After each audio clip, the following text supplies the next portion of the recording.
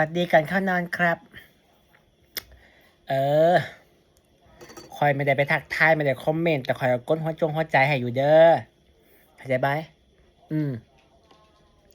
เดี๋ยวจะออกจากกลุ่มเด้อพี่น้องเด้อไม่ต้องคิดอีหยังมากมายพวกเจ้าไม่ต้องเป็นห่วงเป็นใยคอยดอกคอยแฮปปี้คอยมีความสุขคอยสนุกสนานแฮปปี้จะตายคอยแฮปปี้พวกเจ้าไม่ต้องเป็นห่วงเป็นใยพอคอยออกจากกลุ่มปุ๊บพวกเจ้าก็จะโทรไลน์ปุ๊บโทรไลน์ส่วนตัวปุ๊บโ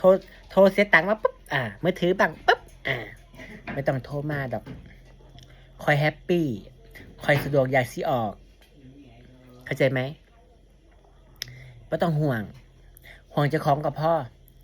จะพวกเจ้าของก็ทำหน้าที่ให้ดีที่สุดกับพ่อไม่ต้องเป็นห่วงเป็นใยคนอื่นเขาแบบคนอื่นเขาสุขสบายดีมีแห้งดี